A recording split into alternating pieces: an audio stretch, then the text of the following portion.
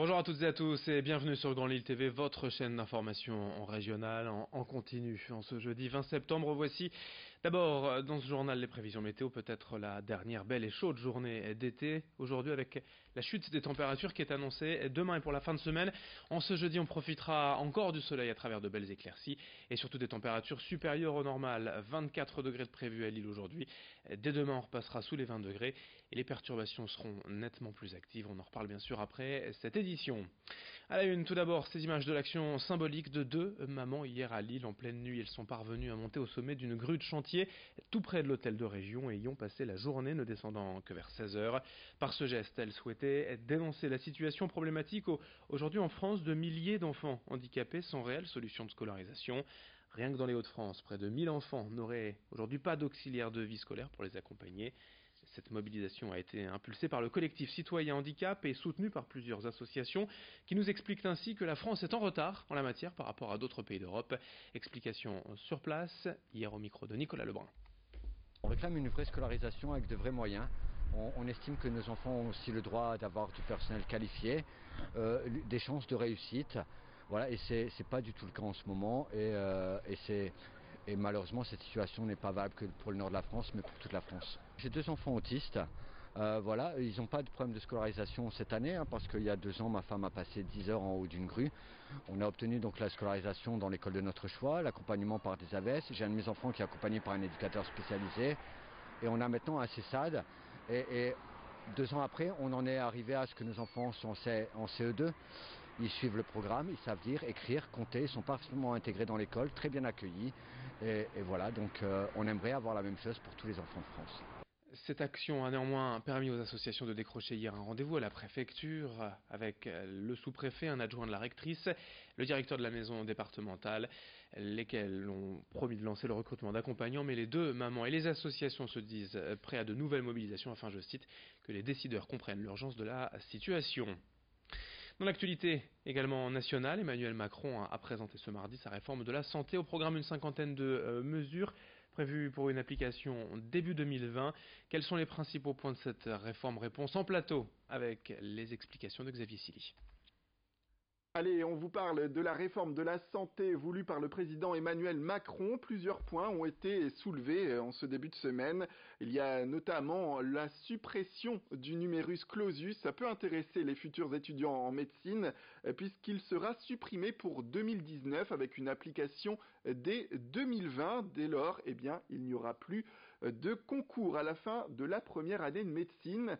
L'autre point à noter, c'est la création de 4000 postes d'assistants médicaux. Il faut soulager les médecins de tâches dites encombrantes et ces 4000 postes vont permettre de réaliser des actes simples comme la prise des identités des patients lorsqu'ils arrivent au cabinet médical ou alors la prise des mesures et du poids. Un autre point qui peut vous intéresser, ce sont ces 400 médecins déployés dans les déserts médicaux en France, notamment avec la création de maisons de santé où ils seront regroupés. L'autre grand point qui fait parler de lui, c'est la réorganisation des hôpitaux. Pour le président de la République, il faut qu'ils gardent leurs spécialités pour lesquelles ils ont été créés. Les hôpitaux de proximité doivent donc faire davantage de soins de proximité à l'avenir. Les établissements de pointe devront davantage réaliser des actes de pointe, le tout forcément pour plus d'efficacité. Et puis parmi les autres grands points de cette réforme de la santé, on retrouve l'arrivée d'un dossier médical partagé et numérique. Il permettra de donner toutes les informations sur le patient au médecin qui l'accompagne durant son parcours de soins.